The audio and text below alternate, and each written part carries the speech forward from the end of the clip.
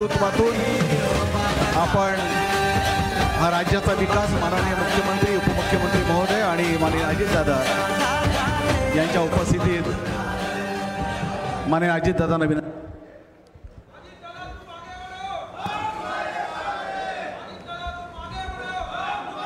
आजच्या कार्यक्रमाचे अध्यक्ष आपले लोकप्रिय खासदार सुनीलजी तटकरे, मंत्रिमंडळातील माझ्या सहकार्याने ह्या भागाचं विधानसभेमध्ये प्रतिनिधित्व करत असणाऱ्या आदिती तटकरे, विधान परिषदेचे आमचे प्रतिनिधी अनिकेत तटकरे, विजय बंधू मोरे, उमाताई मुंडे, दर्शन विचारे, जितेंद्र सातनाक, डॉक्टर अबू राऊत, सौ सबा फिरफिरे, सौ कल्पिता मुरकर, सुरेशजी मगर, नाझीम हसवारे, सायलीताई दळवी, हिदायत कुदरते, महादेव पाटील, समीर बनकर, श्याम भोकरे, दयानंद भगत, संजय कर्णिक, मुक्तार वेळासकर, उत्तम जाधव, चंद्रकांत रोडे, फैरोज घेलटे, सुबोध महाडिक,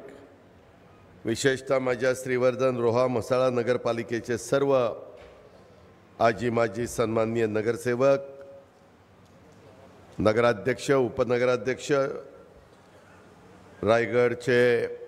रायगड जिल्ह्याच्या विविध तालुक्यातून उपस्थित असणारे सगळे माझे बंधू भगिनी, शासनाचा विविध खात्याचा उपस्थित असणारा अधिकारी वर्ग, पत्रकार मित्र, ज्यांनी आज आम्हा लोकांचा सत्कार केले ते सगळे मान्यवर, बंधू भगिनींनो आणि माझ्या तरुण मित्रांनो, गेले 1 महिन्यापूर्वीच मला तटकरे साहेबांनी सांगितलेलं होतं की अजित, मला 3 तारीख तुझी पाहिजे आणि श्रीवर्धनमध्ये पिण्याच्या पाण्याची योजनेचा शुभारंभ. इथं निसर्गाने जी माझ्या कोकणावर उधळण केलेली आहे त्याच्यातनं मागच्या काळामध्ये हा जो समुद्र किनारा, हा इथला बीच आहे, तिथं काही बरंच नुकसान झालेलं होतं चक्रीवादळामुळं आणि तिथं मोठ्या प्रमाणावर पर्यटक येत असतात. त्याकरता तिथं आदितीच्या प्रयत्नातनं काही काम झालेलं आहे, त्याचंही आपल्याला उद्घाटन घ्यायचं आहे आणि एक मेळावा घ्यायचा आहे आणि त्याच्यामुळं मी आजचा दिवस दिलेला आहे. उद्या आता देशाचे पंतप्रधान नरेंद्र मोदी साहेब सिंधुदुर्गला येत आहेत, नेव्हीचा कार्यक्रम आहे. उद्या मी आदिती तिकडं जाणार आहोत. आज इथं येत असताना कालच आपल्याला सगळ्यांना माहिती आहे, आज कैलासवासी दत्ताजीराव गणपतराव तटकरेंची 96वी जयंती आणि काल माजी मुख्यमंत्री बॅरिस्टर AR अंतोले साहेबांच्या 2 डिसेंबरला पुण्यतिथी होती. मी दोघांना देखील विनम्र अशा प्रकारचं अभिवादन करतो. खऱ्या अर्थाने राज्याच्या कोकणवासियांच्या करता त्यांनी अतोनात काम केलं, प्रचंड प्रयत्न केला आणि इथल्या विकास कामाला चालना गती देण्याचं काम केलं. श्रीवर्धन नगर परिषदेचा पाणी पुरवठा आणि बीज सुशोभीकरणाचा हा लोकार्पण सोहळा आपल्या सर्वांच्या साक्षीनं मी सुरुवातीलाच श्रीवर्धन पाणी पुरवठा आणि बीज सुशोभीकरण कामाचा लोकार्पण झालं असं जाहीर करतो. युगपुरुष छत्रपती शिवाजी महाराजांच्या पदस्पर्शाने, कर्तृत्वानं आणि नेतृत्वानं पावन झालेल्या ह्या माझ्या रायगड भूमीमध्ये मला एक वेगळी प्रेरणा, ऊर्जा मिळते. रयतेचा राजा शिवछत्रपतींच्या चरणी देखील मी नतमस्तक होतो. मगाशी आदितीने पेशव्यांचा उल्लेख केला, त्यांनी पण ह्या भागाच्या करता त्या काळामध्ये एक चांगल्या प्रकारचा इतिहास घडवला आणि त्याच्यामुळं अनेक गोष्टी ह्या महायुतीच्या सरकारच्या माध्यमातून, आदितीच्या प्रयत्नातनं, सुनील तटकरे साहेबांच्या, अनिकेत, बाकीचे सगळे स्टेजवर बसलेले माझे कार्यकर्ते, माझे पदाधिकारी यांच्या सगळ्याच्या प्रयत्नातनं ही कामं चाललेली आहेत. तुम्हाला माहिती आहे ह्या रायगड जिल्ह्याने या रायगडच्या मातीनेच तुमच्या माझ्या देशाला या राज्याला रयतेचा कल्याणासाठी युगपुरुष छत्रपती शिवाजी महाराजांच्या रूपाने पहिला छत्रपती देण्याचं काम ह्या भूमीनं केलेलं आहे आणि त्याच्यामुळे ह्या भूमीला इथल्या मातीला एक वेगळं आगळं अशा प्रकारचं महत्त्व आहे. भारताचा इतिहास बदलणाऱ्या शिवराज्याभिषेकांच्या कालच्या 6 जूनला 1674 ऐतिहासिक घटनेला आता 350 वर्ष पूर्ण होणार आहेत आणि त्यामुळं शासनाने देखील ह्याच्याबद्दलचे विविध कार्यक्रम घेतलेले आहेत. आज अनेक गोष्टी इथं घडत आहेत. मी सुरुवातीलाच सांगतो कारण पत्रकार मित्रासारखे मला विचारत होते आणि त्याच्यामुळं पुन्हा पुन्हा त्यांना विचारण्याची वेळ येऊ नये म्हणून काही दिवसापूर्वी तुमच्या माझ्या देशामध्ये 4 राज्यांमध्ये निवडणुका झाल्या आणि त्या निवडणुका झाल्यानंतर आज त्या निवडणुकीचा निकालाचा दिवस होता. तेलंगणा, राजस्थान, मध्य प्रदेश, छत्तीसगड ही महत्त्वाची राज्य. त्याच्यामध्ये मिझोरामची मोजणी उद्या आहे. तेलंगणामध्ये BRSचे श्री के चंद्रशेखर राव आपल्या महाराष्ट्रात यायचे, सगळीकडे त्या कार्यक्रम घ्यायचे, सभा घ्यायचे आणि संपूर्ण देशामध्ये एवढा प्रचार त्यांनी त्यांच्या वेगवेगळ्या योजनांचा केला. योजना तेलंगणाला, प्रचार मात्र देशाच्या सगळ्या TV चॅनलला, पेपरला. मलाही कळलं नाही की असं का करतायत आणि ते देशाचं नेतृत्व करायला निघाले होते, महाराष्ट्रामध्ये सरकार आणायला निघालेले होते. परंतु आत्ताच्या निकालावरून त्यांची परिस्थिती फार बिकट आहे. त्यांचं सरकार निवडून येईल अशा प्रकारची परिस्थिती राहिलेली नाही. शेवटी ही जनता जनार्दन सर्वस्व आहे. डॉक्टर बाबासाहेब आंबेडकरांनी घटनेच्या माध्यमातून मताचा अधिकार तुम्हाला जो दिला आहे तो कसा वापरायचा हा सर्वस्वी तुमचा अधिकार आहे. आणि त्याच्यामुळं तेलंगणाचं चित्र, एक्झिट पोल तर सगळे त्या ठिकाणी चुकीचे घडले का काय असं बोलण्याची वेळ आलेली आहे. पंतप्रधान नरेंद्र मोदी, अमित शाह यांच्या नेतृत्वाखाली राजस्थानमध्ये भाजप सरकार आलं, येत आहे. त्याच्यामध्ये मध्य प्रदेशमध्ये पुन्हा एकदा भाजप सरकार येत आहे. छत्तीसगडमध्ये देखील वेगळ्या निकालाच्याबद्दल बोललं जात होतं, मध्य प्रदेशमध्ये बोललं जात होतं, पण तीनही ठिकाणी भाजपची सरकार येतात अशा प्रकारची परिस्थिती आहे. मी या निमित्तानं NDAचा घटक या नात्याने नरेंद्र मोदी साहेबांचं, अमित शहांचं, भाजपचे अध्यक्ष नड्डाजींचं आणि तिथल्या सगळ्या सहकारी मित्रांचं मनापासून कौतुक करतो, मनापासून अभिनंदन करतो. आणि आम्ही हीच भूमिका घेतली. ह्याच्यामध्ये तुम्हाला सगळ्यांना माहिती आहे की काही लोकांना ते आवडलं नाही, परंतु आज तरी देशामध्ये मी गेले 32 वर्ष आपल्या राज्यामध्ये काम करतोय. आज उपमुख्यमंत्री म्हणून तुमच्या समोर बोलत असताना देश पातळीवर कुणी काही म्हटलं तरी नरेंद्र मोदींच्या शिवाय पर्याय नाही, ही काळ्या दगडावरची पांढरी रेघ आहे, हे पण आपल्याला नाकारता येणार नाही. आणि त्याचाच परिणाम ह्या निवडणुकीवर आपल्याला सगळ्यांना पाहायला मिळतोय. एक तेलंगणामध्ये थोडा बदल होतो का काय असं वाटतंय, पण तो पण ABVPचा कार्यकर्ता आणि त्याला काँग्रेसने त्या ठिकाणी घेतलं. त्याची लोकप्रियतेच्या जोरावर आलं तर तिथं काँग्रेसचं राज्य येईल. परंतु त्याला तो रेड्डी ही व्यक्ती त्याला कारणीभूत आहे, ही पण गोष्ट आपल्याला विसरता येणार नाही किंवा नाकारता येणार नाही. आणि त्याच्यामुळं संध्याकाळपर्यंत चित्र स्पष्ट होईल. सारखे चॅनलवाले मगाशी मला बाईट द्या, बाईट द्या, बाईट द्या करत होते, त्याच्यामुळे मी ह्या गोष्टीचा उल्लेख केला. मित्रांनो, आज इथं ज्या कामाच्या निमित्तानं मी आलो, मला नेहमी कोकणला अधिकचं द्यावंसं वाटतं. तुम्ही आदितीला विचारा, त्याच्या आधीच्या काळामध्ये सुनील तटकरे साहेब माझ्याबरोबर मंत्री म्हणून काम करायचे. कोकणवासियांना जे आम्ही महाराष्ट्रामध्ये काम करत असताना मराठवाडा, विदर्भ, उत्तर महाराष्ट्र आणि पश्चिम महाराष्ट्राला देतो. सोयाबीनला मदत, कापसाला मदत, कांद्याला मदत, टोमॅटोला मदत, ह्या ऊसाला मदत, अशा वेगवेगळ्या पिकांना आम्ही त्या भागातल्या मदत करत असतो.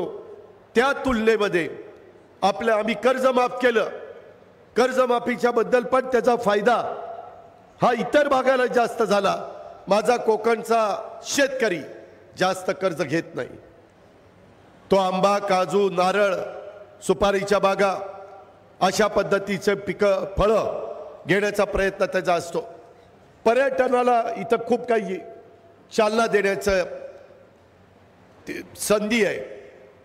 इथं आपल्या इथं समुद्र किनारा 720 किलोमीटरचा. त्या 720 किलोमीटर समुद्र किनाऱ्यावर केंद्र सरकारने पण मदत करायचं ठरवलंय. देशात सगळीकडं, आपल्या राज्यामध्ये पण आपण आणतोय. इथल्या जेटी ह्या चांगल्या करण्याचा निर्णय आपण घेतलेला आहे. त्याकरता हजारो कोटी रुपये केंद्र सरकार, राज्य सरकार त्याच्यामध्ये खर्च करतायत. केंद्राचा निधी आणण्याचं काम खासदार सुनील तटकरे यांच्या माध्यमातून होतं. राज्याच्या निधीच्या बाबतीमध्ये अनिकेत आणि आदिती त्याच्यामध्ये प्रयत्न करतात. सध्या तुमच्या माझ्या राज्याची आर्थिक तिजोरी ही महायुतीच्या सरकारच्या काळामध्ये एकनाथ शिंदे, देवेंद्र फडणवीसांनी माझ्यावर सोपवलेली आहे. त्याच्यामुळं निधी देण्याची एक महत्त्वाची जबाबदारी माझी असते. मी नेहमी लोकांना सांगतो की ज्यावेळेस लग्नाची पंगत बसती त्यावेळेस वाढप्या ओळखीचा असला पाहिजे. वाढप्या ओळखीचा असला की थोडंसं जास्तीचं मिळतं. आता पंगत तर बसलेली 288 आमदारांची. साहजिकच आमची मुलगी आदितीचं ताट आलं की अजित पवार 2 पळ्या जास्तच वाढणार ना. सांगायचं तात्पर्य, आमच्या मुलीकरता निधी जो गरजेचा आहे, जो माझ्या या विधानसभा आणि कोकणवासियांच्या भल्याचा आहे, माझ्या शेवटच्या माणसाच्या उद्धाराकरता एक आर्थिक पाठबळ मिळवून देण्याचा आहे, त्या बाबतीमध्ये मी सतत लक्ष ठेवून आहे. तुम्ही त्याच्याबद्दल काही काळजी करू नका. रेवस ते रेड्डी 498 किलोमीटर लांबीचा सागरी मार्ग, कोस्टल रोड, 9,500 कोटी रुपये त्याचा खर्च अपेक्षित आहे. आत्ता तटकरे साहेबांनी किंवा आदितीने उल्लेख केला, रेवस ते रेड्डी सागरी मार्गाच्यासाठी आम्ही 3,057 कोटीचा अंदाजित खर्चास मान्यता दिलेली. कशा करता? धरमतर खाडी पुलासाठी ही आपण त्याच्यामध्ये मान्यता दिलेली आहे. त्याच्यामध्ये हे सगळं धरमतर खाडी आणि बाणकोट खाडीवरील पुलाचं काम तात्काळ सुरू करण्याच्या करता एकनाथराव, देवेंद्रजी, मी, तटकरे साहेब, आदित्य, आमचा सगळ्यांचाच अनिकेतचा प्रयत्न आहे. तुम्ही त्याबद्दल काळजी करू नका. हे कशा करता करतोय? हा सागरी मार्ग करत असताना आदितीनं माझ्या लक्षात आणून दिलं की दादा, हा सागरी मार्ग होतोय जसा मुंबई ते नागपूर समृद्धी महामार्ग झाला, त्याच्यामध्ये मधून अधून ॲक्सिडेंट होत आहेत, ते होऊ नये म्हणून आम्ही खबरदारी घेतोय.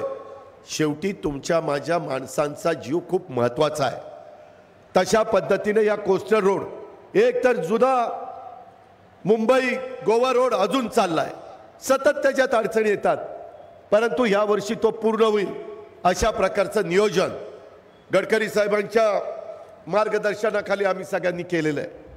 आता हा दुसरा जो रोड होतोय त्या रोडच्या बाबतीमध्ये, ज्याचा रेवस ते रेड्डी, ह्या रोडच्या बद्दल आदिती म्हणली की दादा, महत्त्वाची शहरं, महत्त्वाचे 100 पर्यटनाची स्थळं हीच त्याला जोडली गेलेली नाही. आणि मग लोक जाताना रेवस ते रेड्डी एकदम टार रोड झाला आणि मधल्या वेगवेगळ्या शहरांच्या मध्ये, गावांच्या मध्ये जायचं असेल पर्यटनाला, कुठं देवाच्या दर्शनाला जायचं असतं, कुठं समुद्र किनाऱ्याला तिथं पाहणी करायला जायचं असतं, त्याचा आनंद उपभोगायला जायचं असतं, अशा वेगवेगळ्या प्रकारच्या. आता इथं मगाशीच मला वाटतं अनिकेत बोलत असताना 10 लाख लोक इथं पर्यटनाच्या निमित्तानं येतात आणि मोठ्या प्रमाणावर माझ्या पुण्यातनं, पिंपरी चिंचवडमधनं, ठाण्यातनं, त्या भागातनं पर्यटन येतो. तो शेवटी इथं आल्यानंतर स्थानिकांना रोजगार मिळतो ना, त्याच्यातनं आर्थिक परिस्थिती इथली बदलती. तशा पद्धतीनं मला अधिकाऱ्यांना लक्षात आणून दिल्यानंतर मी अधिकाऱ्यांना सांगितलं ती 100च्या 100 ती पर्यटन स्थळं त्या रेवस्ते रेड्डीमध्ये अंतर्भूत करा. काही पैसे 1000-2000 कोटी वाढले तरी चालतील, पण हे काम केलं पाहिजे. कारण त्याच्यातनं माझ्या तिथल्या मुलींना फायदा होणार आहे, माझ्या तरुणांना फायदा होणार आहे, माझ्या वडीलधाऱ्यांना फायदा होणार आहे. आणि म्हणून अशा पद्धतीनं ह्या सगळ्या गोष्टी आपण केलेल्या आहेत. आता जे काही पोर्टची म्हणजे जेटी त्याची पण काही 1000 कोटी रुपये आपण मंजूर करून आणलेले आहेत. आज केंद्रामध्ये नरेंद्र मोदी साहेबांच्या बरोबर आम्ही आलोत. मधल्या काळामध्ये 1 वर्ष सत्तेवर नव्हतो त्यावेळेस आपली कामं थांबलेली होती, काही कामांना स्थगिती होती. मागे मीच तटकरे साहेबांच्या इथं येऊन इथल्या काही कामांचं भूमिपूजन केलं. पाण्याच्या योजनेचं किंवा इथल्या माझ्या बीचचं तिथं चांगल्या पद्धतीनं सुविधा देण्याचं. मित्रांनो, शेवटी कामं झाली पाहिजे. मगाशी तटकरे साहेबांनी स्पष्ट सांगितलं. मी या निमित्तानं कोकणवासियांना सांगू इच्छितो, युगपुरुष छत्रपती शिवाजी महाराजांनी घालून दिलेल्या दिशेने मार्गाने शाहू फुले आंबेडकरांच्या विचारांनी सर्व जाती धर्माच्या लोकांना बरोबर घेऊन जाणं ही राष्ट्रवादी काँग्रेस पक्षाची प्रमुख भूमिका आहे. तीच आमची विचारधारा आहे. मग तिथं माझा अल्पसंख्याक असेल, तिथं माझा मागासवर्गीय असेल, आदिवासी असेल, तिथं इतर मागासवर्गीय असेल किंवा कुणबी असेल, मराठा असेल, जैन असेल, मारवाडी असेल, कुठल्याही जाती धर्माची लोक असू द्यात, शेवटी आपण भारतीय आहोत.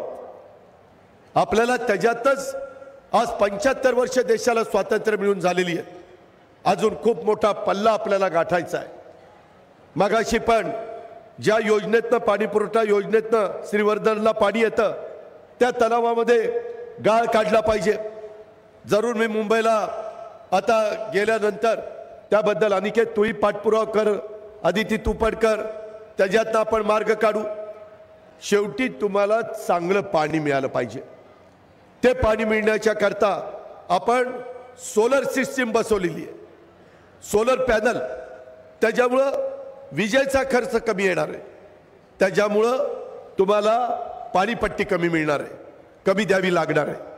त्याच्यातून ते पाणी येताना सगळ्यांना तुम्हाला तर पाणी मिळावंच, परंतु त्याला इंग्लिशमध्ये फ्लोटिंग पॉप्युलेशन म्हणतात. त्या फ्लोटिंग पॉप्युलेशनला पण जे बाहेरचे लोक येतात त्यांनाही पाणी लागणार, त्याचाही विचार केला पाहिजे. त्या सगळ्या गोष्टीचा विचार आम्ही लोकांनी केलेला आहे, आदितीने त्या ठिकाणी केलेला आहे. आणि त्याच्यातनं भरपूर सगळ्या सुविधा आपल्या भागामध्ये देण्याचा आमचा सगळ्यांचा प्रयत्न आहे.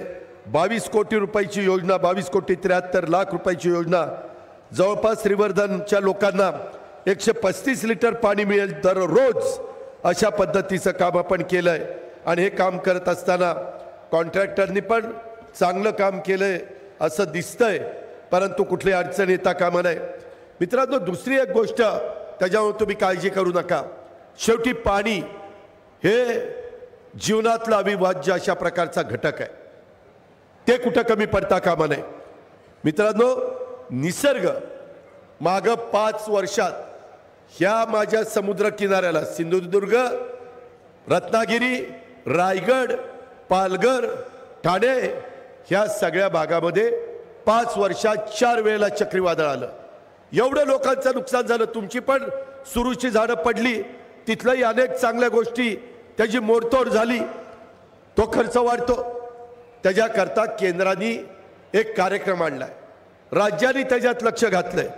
आणि या कार्यक्रमाच्या निमित्तानं आम्ही ठरवलेलं आहे की काही झालं तरी आपल्याला 14 सप्टेंबर 2023ला आम्ही निर्णय घेतला, कोकण विभागातील जिल्ह्यांमध्ये भूमिगत विद्युत वाहिन्या, कारण वादळ आलं की पोल पडतात, तारा पडतात, तुमचे लाईट तुटते, बंद होते, म्हणून आम्ही आता अंडरग्राऊंड भूमिगत विद्युत वाहिन्या टाकायच्या. धूप प्रतिबंधक केंद्र हे त्याच्यामध्ये आपल्याला करायचं. त्याच्यामध्ये खार प्रतिबंधक बंधारे हे आपल्याला करायचे. बहुउद्देशीय चक्रीवादळ निवारा केंद्र. काय होतं, एखादा गरीब असेल त्या वाऱ्यातनं त्याची झोपडी, त्याचं घर सगळं उडून पत्रा बित्रा जातो, त्याने जायचं कुठं? त्याच्याकरता प्रत्येक गावामध्ये चांगल्या पद्धतीनं त्या वादळाला देखील निश्चितपणे टिकू शकतील अशा पद्धतीची निवारक केंद्र आणि तसंच आपल्या इथं सह्याद्रीचा डोंगर दऱ्या खोऱ्या आहेत, तिथं दरड प्रतिबंधक कामे हे करण्याचं आपण प्रस्तावित केलेलं आहे आणि कोकण आपत्ती सौम्यीकरणाच्यासाठी 3129 कोटी रुपये कामांना आम्ही मंजुरी दिलेली आहे। कोकणवासियांनो, माझी तुम्हाला हात जोडून विनंती आहे, पैसा आणताना आम्हाला आदितीला तटकरे साहेबांना अनिकेत बाकीच्या सगळ्या लोकप्रतिनिधींना काय त्रास होतो ते आमचं आम्हाला माहिती आहे। त्याच्यामुळे दिलेला पैसा हा पै न पै सत्कारणी लागला पाहिजे, त्या कामाकरता खर्च झाला पाहिजे। ह्याही गोष्टीचा आपण सगळ्यांनी विचार केला पाहिजे आणि त्याच्यामुळं मी नेहमीच कोकणचं कुठलंही काम असेल आम्ही त्याच्यामध्ये इथला आंबा काजू, मला मगाशी येताना गाडीत सुनील तटकरे साहेब सांगत होते, आदिती सांगत होते की दादा आंबा बागायतदारांना पीक विमा अद्याप मिळाला नाही, त्याच्याही संदर्भामध्ये आम्ही बैठक घेतली। एक तर आता शेतकऱ्यांचा विमा पीक विमा आम्ही उतरवतो 1 रुपयामध्ये, बाकीचे 1 रुपया तुमच्याकडनं घेतो, बाकीचे हजारो कोटी रुपये केंद्र सरकार राज्य सरकार भरतंय। पण अशा काही तक्रारी आहेत, त्याच्यामध्ये मी एकनाथराव शिंदे आणि देवेंद्र फडणवीस, त्याच्या खात्याचे कृषी खात्याचे मंत्री धनंजय मुंडे, संदीपन भुमरे आम्ही लक्ष घालू आणि मी गेल्यावरच त्याच्याबद्दल मी आता नागपूरला अधिवेशनाला जाणार आहे, पण याही कामामध्ये मी लक्ष दिलं। आपण काही काळजी करू नका आणि तुमच्या भागातल्या भूमिगत विद्युत वाहिनी, धूप प्रतिबंधक बंधारे आणि बहुउद्देशीय निवारा केंद्र ही चांगल्यात चांगली करण्याचं काम आपण सगळेजण करू। मी तुम्हाला या कार्यक्रमाच्या निमित्तानं सांगतो बाबांनो, ह्या तुमच्या कामाला हा अजित पवार पैसा कमी पडू देणार नाही, हा माझा तुम्हाला सगळ्यांना शब्द आहे।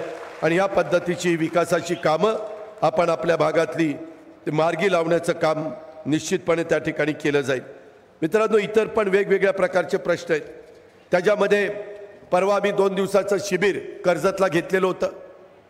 काही त्याच्या संदर्भामध्ये वरिष्ठांनी वेगवेगळ्या प्रकारचं स्टेटमेंट केले, तो त्यांचा अधिकार आहे। मी कोकणवासियांना सांगतो, 32 वर्ष मी काम करतोय, मी अनेक पदं उपभोगलेली आहेत, ह्या राज्याचं 5-6 वेळेला उपमुख्यमंत्री पद माझ्यासारख्या कार्यकर्त्यांनी त्यात पार पाडलेलं आहे। मला खोटं बोलता येत नाही, काही जण दिशाभूल करतात, ह्याचं वाईट वाटतं, काही जण लोकांना काहीतरी वेगळं सांगण्याचा प्रयत्न करतात। आम्ही सगळेजण, मी असेल, प्रफुल्ल पटेल असतील, सुनील तटकरे, छगन भुजबळ, हसन मुश्रीफ, धनंजय मुंडे, आम्ही अनेक जण, अनिल भाईदास, संजय बनसोडे, बाबा अतराम, त्याच्यात सर्व जाती धर्माच्यांना आदिती तटकरे, तिथं आपण प्रतिनिधित्व दिलेलं आहे। मित्रांनो, हे करत असताना आता आम्ही काही चांगलं करू पाहत असो, केंद्र सरकारची मदत नरेंद्र मोदी साहेबांची, अमित शहांची घेऊन आपला राज्य देशामध्ये पहिल्या क्रमांकाचं राज्य कसं राहील, इथं उद्योगधंदे कसे येतील, इथं तरुण तरुणींच्या हाताला काम कसं मिळेल। मी आता सांगितलं, पर्यटनाला चालना देण्याच्या करता हजारो कोटी रुपयाची कामं, आता लवकरच आपला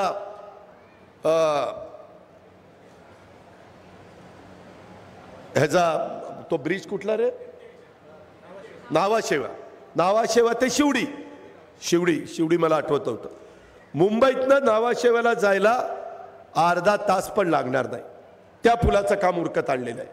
अनेक ठिकाणी राज्यात मेट्रोची कामं चालली, अनेक ठिकाणी देशामध्ये त्याच्या संदर्भामध्ये रेल्वेची कामं चाललेली आहेत। अतिशय फास्ट रेल्वे कशा जातील, लोकांना सुविधा कशा मिळेल। आम्ही महिलांना पण एसटीला 50% सवलत दिलेली आहे। तुम्ही महिलांनो, मला तुम्हाला सांगायचंय, जर घरातला पुरुष मंडळी निघाला कुठं, तर आपल्याला अलिबागला जायचंय, मुंबईला जायचंय, त्याला विचारा काम काय। काम जर तुम्ही करू शकत असाल तर त्याला म्हणावं तू थांब, तू गेला की तिकीट 100%, मी गेले तर 50%च आहे, 50% वाचतील। साधं गणित आहे। आपल्या मुली हुशार आहेत, नवीन सुना आलेल्या हुशार आहेत, आम्ही बघतोय की त्यांना संधी देण्याची गरज आहे। म्हणजे पुरुषांना दूर लोटा असं मी म्हणणार नाही, कारण मी पण पुरुष आहे. पण माझं म्हणणं की संसार करताना काटकसरीनं केला पाहिजे. जिथे जिथे राज्याच्या योजना असतील, केंद्राच्या योजना असतील, तोही कार्यक्रम आता गाड्या आम्ही फिरवतोय तालुक्यामध्ये, गावागावामध्ये. काय काय योजना आहेत, घरकुलाची कुठली योजना आहे, गॅस सिलेंडरची कुठली योजना आहे, माझ्या मुलांना मुलींना शिक्षणाकरता कुठली योजना आहे. अनेक प्रकारच्या योजना ह्या त्या बाबतीमध्ये केंद्राने राज्यांनी दिलेल्या आहेत. त्या आपल्याला आपल्या प्रत्येक माणसाच्या पर्यंत पोचवायच्यात. त्याचाही निश्चितपणे आपण फायदा करून घेतला पाहिजे. तुम्ही आता बघा, उद्याच्या 7 तारखेला मी पुरवणी मागण्या सादर करणार आहे. मधल्या काळामध्ये मी अल्पसंख्याक विभागाची अब्दुल सत्तारला बोलवलं, हसन मुश्रफांना बोलवलं, अधिकाऱ्यांना बोलवलं, मीटिंग घेतली. त्यांच्याही काही प्रश्न आहेत, त्यांच्याही काही समस्या आहेत. शेवटी प्रत्येकाचे प्रश्न सुटले पाहिजे. उद्या विकास होताना त्या विकासाच्या बाबतीमध्ये कुठला घटक हा बाजूला ठेवून चालणार नाही. हे आपल्या सगळ्यांचं काम आहे. आज आपण काय बघतोय, आपल्या महाराष्ट्रामध्ये छत्रपती शिवाजी महाराजांच्या, शाहू फुले आंबेडकरांच्या महाराष्ट्रामध्ये त्याच्यात जातीय तणाव सुरू झालेला. त्याच्यामध्ये काही जाती आम्हाला आरक्षण द्या, प्रत्येकाला आरक्षण मागण्याचा अधिकार आहे. परंतु आज जे आदिवासींना, मागासवर्गीयांना, ओबीसींना, भटक्यांना दिलेलं आरक्षण आहे त्याला तर धक्का जायला लागला पाहिजे. कुणाच्या तोंडामध्ये घातलेला घास काढून घेण्याची महाराष्ट्राची संस्कृती नाहीये, परंपरा नाहीये. आपण उलट जेवताना आपल्यातला अर्धा घास दुसऱ्याला देतो, ही आपली पद्धत आहे. त्याच्यामुळं आज धनगर समाज आरक्षण मागतोय. ते आरक्षण मागत असताना आदिवासींचं काही मत आहे. आज मराठा समाज आरक्षण मागतोय. मागे आम्ही सरकारमध्ये असताना, पृथ्वीराज बाबा मुख्यमंत्री असताना दिलं होतं. दुर्दैवाने हायकोर्टात टिकलं नाही. नंतर देवेंद्रजी मुख्यमंत्री झाले, त्यांनी दिलं. ते सुप्रीम कोर्टात, हायकोर्टात टिकलं, पण सुप्रीम मध्ये टिकलं नाही. आता आरक्षण देताना काही त्याच्या संदर्भामध्ये मागास आयोगाचं शिफारस लागते. ते काम सुरू झालेलं आहे. ज्या घटकाला आरक्षण द्यायचंय तो वर्ग मागास आहे हे सिद्ध करावं लागतं. त्या हायकोर्टात टिकवावं लागतं. न्याय व्यवस्थेचा कुठंही तिथं त्यांना ते पटणार नाही अशा प्रकारची गोष्ट होता कामा नये. आणि म्हणून बारकाईनं एकनाथराव शिंदे असतील, देवेंद्रजी असतील, मी असेल, आम्ही सगळेच सहकारी असो, आमचा हाच प्रयत्न चाललेला आहे. पण काही जण वेळ द्यायला तयार नाही. ताबडतोब द्या, नाहीतर आम्ही मुंबईला येऊ. ताबडतोब द्या. काही गोष्टी मागे इजा बिजा झाली ना, दिलं त्यावेळेस ते टिकलं नाही. शेवटी केंद्राने राज्यांनी काही निर्णय घेतला तर हायकोर्टात, सुप्रीम कोर्टात तो टिकावा लागतो. आपलं संविधानाने ते सांगितलंय, घटनेने ते सांगितलंय आणि त्याबद्दलचं काम चाललेलं आहे. परंतु काही काही वेळेस आमच्या तरुण मुलांची, तरुण मुलींची थोड्याशा भावना भडकवण्याचा प्रयत्न होतो. त्यांनी पण या गोष्टी समजून घेतल्या पाहिजेत. आज इतका काळ गेलेला आहे आणि त्याच्यातून कुणी वंचित राहावं अशा प्रकारची अपेक्षा कुठल्याच राज्यकर्त्यांची नव्हती. मागं पुलोच महाविकास आघाडीच्या निमित्ताने आम्ही होतो तेव्हाही आमची नव्हती. मधल्या काळामध्ये देवेंद्रचं महायुतीचं सरकार होतं तेव्हाही त्यांची नव्हती. आणि आता एकनाथराव शिंदेचं सरकार आहे, त्याही वेळेस महायुती आहे. त्याही काळामध्ये आमचा कुणाचा त्याला विरोध असल्याचं कारण नाही.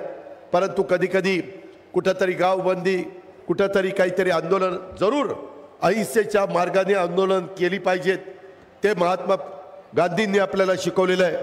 परंतु कायदा हातात घेण्याचा प्रयत्न कुणी करू नये. कुठंतरी फोडतोड करण्याचा प्रयत्न कुणी त्या ठिकाणी करू नये. ही महाराष्ट्राची संस्कृती नाही.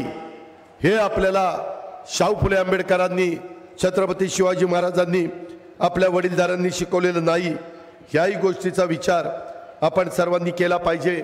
आपली तर श्रीवर्धनची योजना ही 40 वर्ष जुनी होती आणि त्याच्यावर नवीन पिण्याच्या पाण्याची योजना करणं गरजेचं होतं. त्याकरता तटकरे साहेबांनी आदितीच्या प्रयत्नातनं आपण हे सगळं काम केलेलं आहे.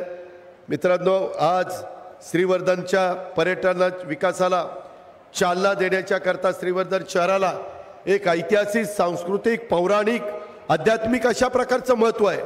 त्यामुळे या शहराच्या परिसराला भेट देणाऱ्यांची संख्या दरवर्षी वाढतीये. त्यांना सगळ्या सुविधा मिळाल्या पाहिजेत. मूळ माझ्या श्रीवर्धनच्या स्थानिकांना सुविधा मिळाल्या पाहिजेत आणि त्याच्यामुळं इथं आपण बंधाऱ्यालगत आयताकृती आकाराचं खुलं प्रेक्षागृह आणि ओपन जिमची व्यवस्था केलेली आहे. आरोग्य पण तुमचं चांगलं राहिलं पाहिजे.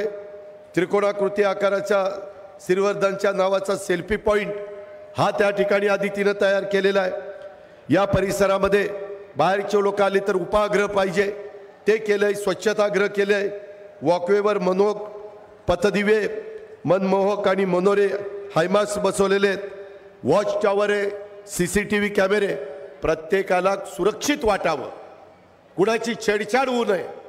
उद्या मुलींचा ग्रुप आला तरी त्यांची कुणी टिंगलटवाळी चेष्टा मस्करी करू नये. आमचं पोलीस दल तर कायदा सुव्यवस्था राखेलच, परंतु कुणं काही केलं तर ते CCTV मध्ये आलं तर त्यांना योग्य पद्धतीचा धडा आपल्याला शिकवता आला पाहिजे. पर्यटनाला आणि नागरिकांना बसण्याच्यासाठी कॉन्क्रीट फायबर बेंचेस, पॅव्हेलियन आपण केलेलं आहे आणि ठिकठिकाणी ओला कचरा, सुका कचरा टाकायची व्यवस्था केलेली आहे.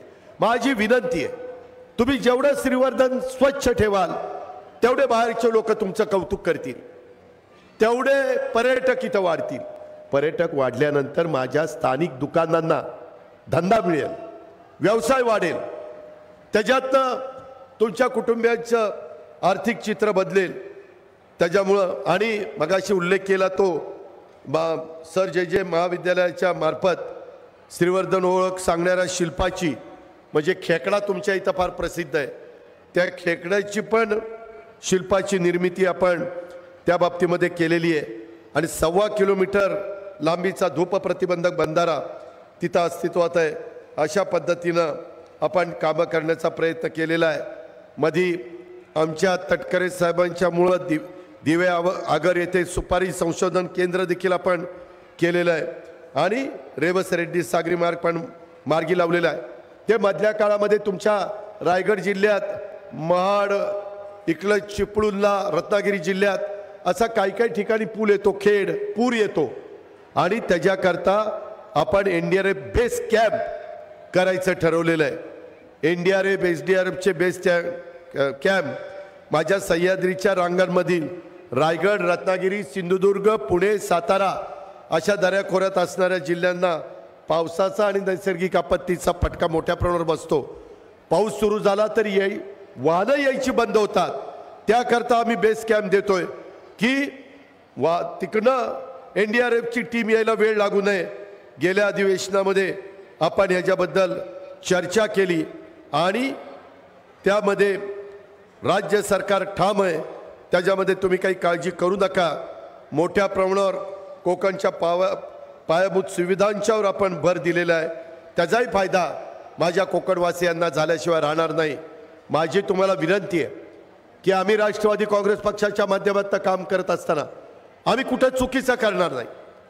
काही जण आम्हाला पुढे संधी देत असताना काहींनी आशीर्वाद दिले पाहिजे, काहींनी मार्गदर्शन केलं पाहिजे, परंतु काही जण थांबायलाच तयार नाही. आता करायचं काय? शेवटी काळ वेळ कुणाकरता थांबत नसतं आणि त्यामुळं बहुमतानी आम्ही तशा पद्धतीचा निर्णय घेतला आहे. त्याच्यातनं कुणाला तरी काहीतरी कमी लेखायचं, कुठंतरी नावमेद करायचं, कुठंतरी त्यांना दुर्लक्षित करायचं, अशा पद्धतीनं कुठलीही भावना आम्हा कुणाच्या मनामध्ये नाही.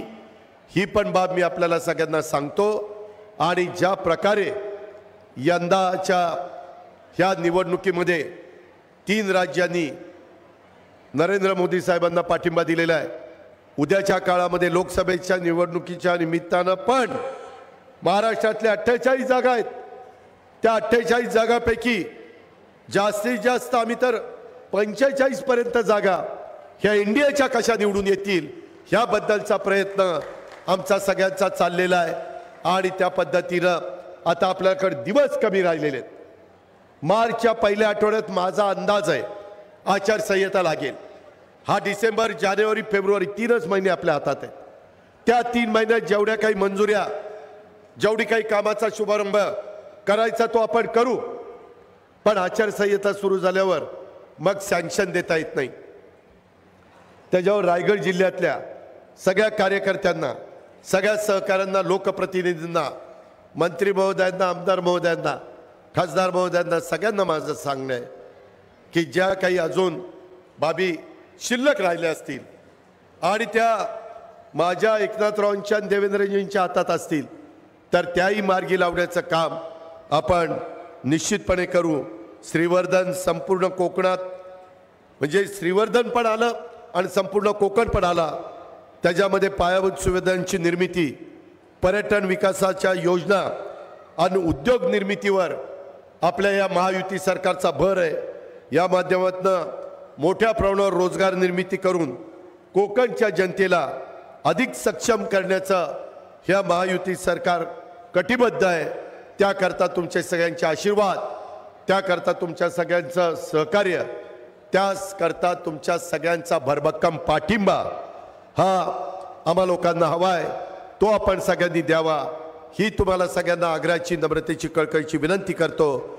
श्रीवर्धनच्या आणि रायगडच्या विकासाला मी मगाशी सांगितलं, आता समारोप करत असतानाही सांगतो की विकासाच्या निधीला कुठं निधी कमी पडू देणार नाही असा राज्याचा अर्थमंत्री म्हणून नात्याने मी तुम्हाला सगळ्यांना शब्द देतो. पुन्हा एकदा श्रीवर्धनकरांचं अभिनंदन करतो आणि ज्या ज्या काही गोष्टी तुमच्या लोकप्रतिनिधींच्या प्रयत्नातून झालेल्या आहेत त्या अजून बऱ्याच गोष्टी अजून करणं त्यांच्या मनामध्ये आहे. त्या सगळ्या प्रत्यक्षामध्ये कृतीमध्ये आणण्याच्या करता आम्ही सगळेजण प्रयत्नशील राहू आणि फळबागांचे आणि इतर जे काही प्रश्न आहेत तेही प्रश्न अतिशय चांगल्या मार्गाने सोडू ह्याबद्दलची खात्री देतो. एक दिमागदार कार्यक्रमाला मोठ्या संख्येने आया बहिणी उपस्थित राहिला, पुरुष मंडळी उपस्थित राहिली, त्याबद्दल सर्वांना धन्यवाद देतो आणि आपल्या सगळ्यांची रजा घेतो. जय हिंद, जय महाराष्ट्र. यानंतर माणगाव युवक काँग्रेसच्या वतीनं माननीय दादांचं या ठिकाणी स्वागत केलं जाणार आहे. मी पदाधिकाऱ्यांना विनंती करतो कृपया व्यासपीठावर यावं. माणगाव युवक काँग्रेसच्या वतीनं कृपया पदाधिकारी कृपया पटापट वर या. माणगाव युवक काँग्रेस चला चला.